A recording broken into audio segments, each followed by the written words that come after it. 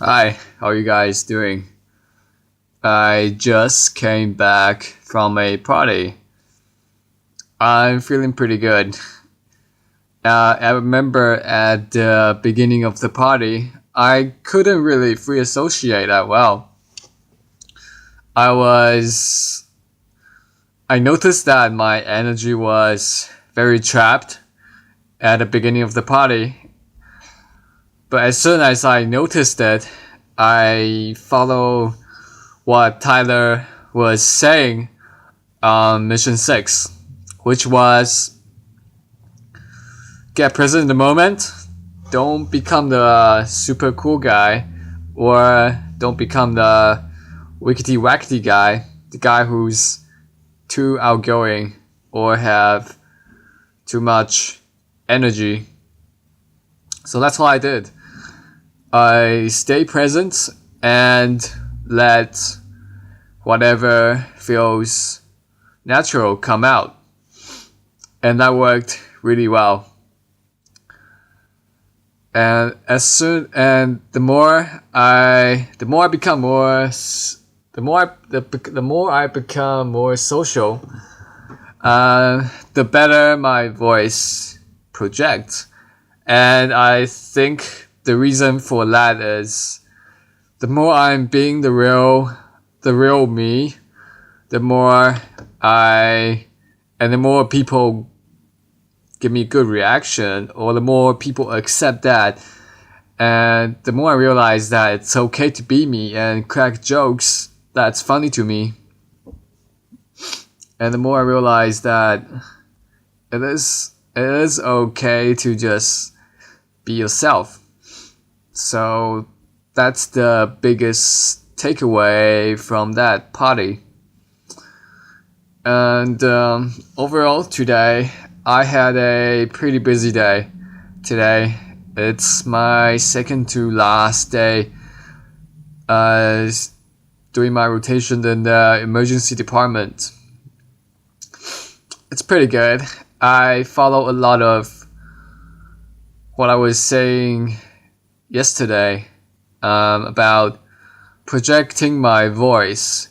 After I did the video yesterday, I took another look at it, and I realized that my problem was that I wasn't holding on to the words that long. I was finishing each word too fast and not really enjoying the words I'm saying, and that's why people sometimes will be straining to hear what I have to say. And I think the reason is I was putting on I don't know what kind of persona I was putting on, but it was definitely something I could improve a lot on, and that's just and the thing I realized I could improve on was just kind of make sure I drag on the words a bit longer, and instead of putting them in a little words. I don't know if you understand what I mean. I think the problem with Chinese or Asian speaker is that because each Chinese word has like a distinct sound, and when you're speaking in Chinese, you kind of have to break each word apart and not really link them together like you do in English.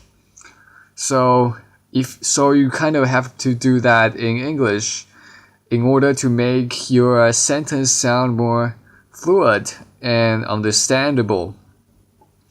So I think that was what my problem was yesterday. So I improved on that today, and I realized that it is helping a lot. And also another thing is, I'm not sure if I mentioned it yesterday, but it's just about not trying to consciously lower my voice to the point where I'm straining, but just let whatever comes out naturally. It could be a little high, but it doesn't matter. It's congruent. And that's what's most important.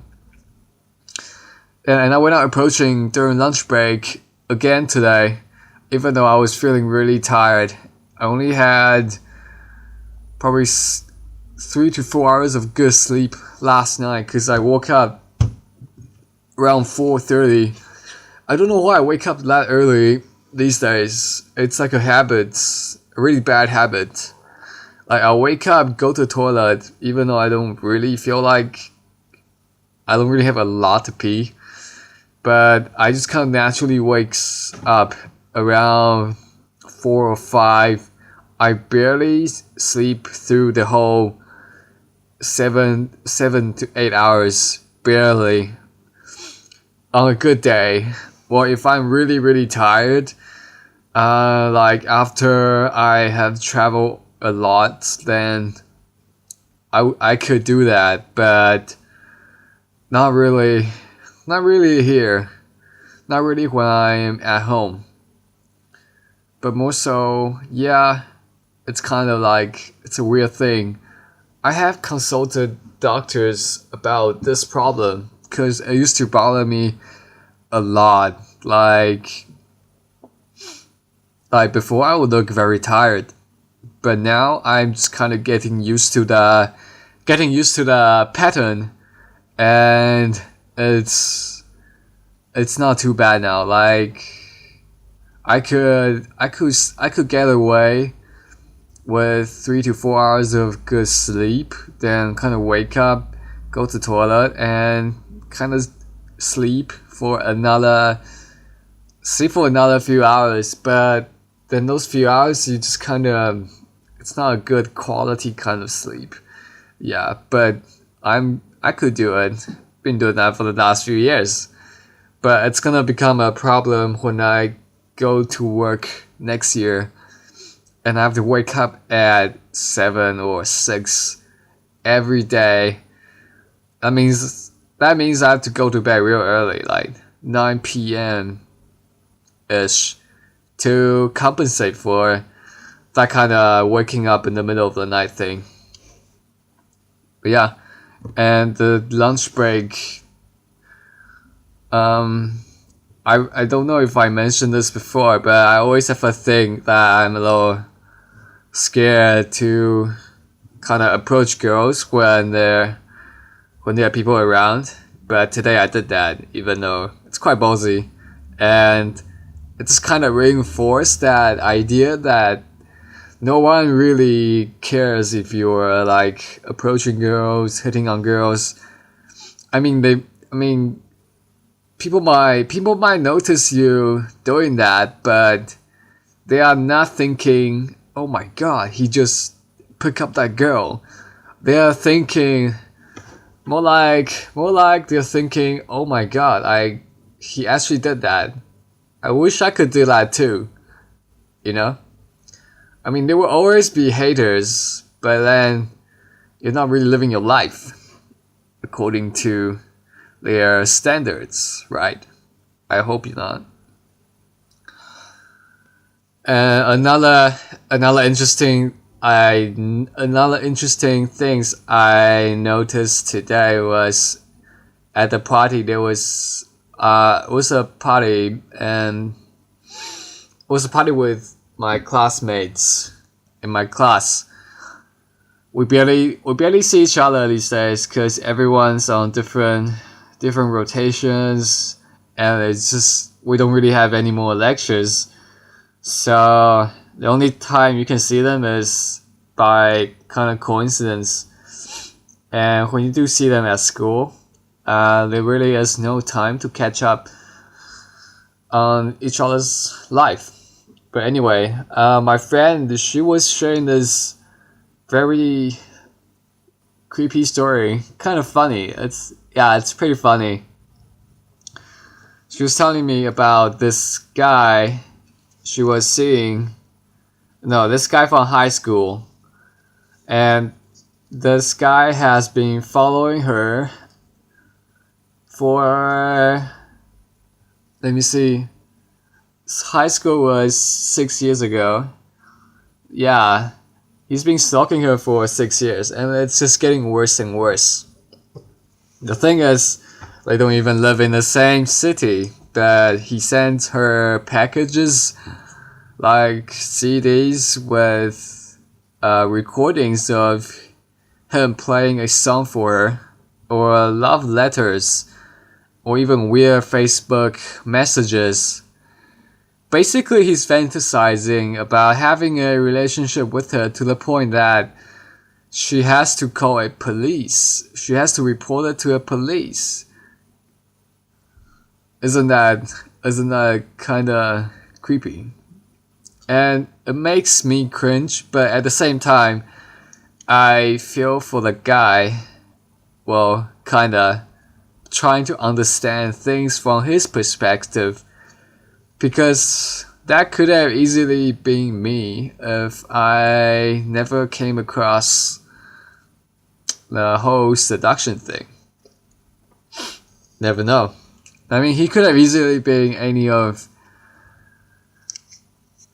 us, really, who is not always good with girls.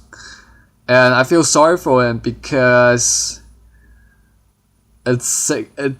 he's been thinking about her, obsessing about her for over at least 5 years. And in that 5 years, he could have met that amazing girl who actually likes her and, you know, wouldn't mind getting together with him.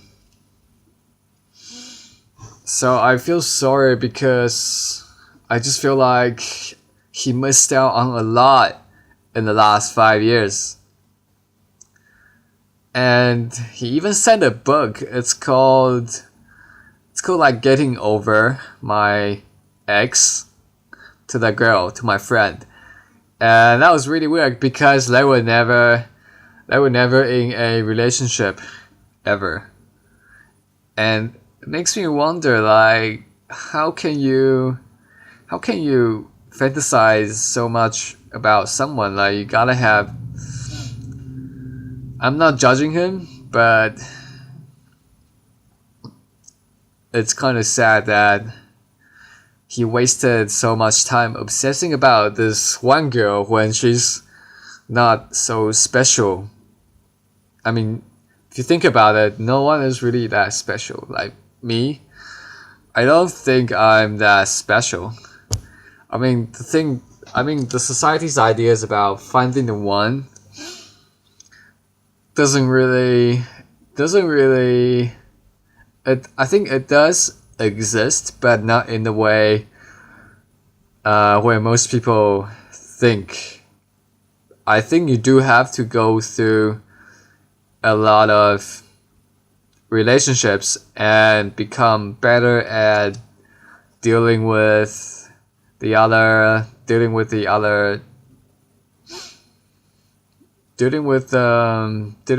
your partners. There's a lot to learn than just finding the one. I think most people think life is like where you get a job. It's like, I think my thing, life is like in the movies where maybe they have 2 or 3 girlfriends, then they get a girl who is probably the best they think they could get, but in reality they are just scared that no one else would take them, so they settle for less than what they actually could get. One of my favorite quotes is that the worst hell I could think of is when you die, you meet the person you could have become. That's a really powerful quote right there. And I'm gonna end with that for today's video. Thank you for watching. Peace out.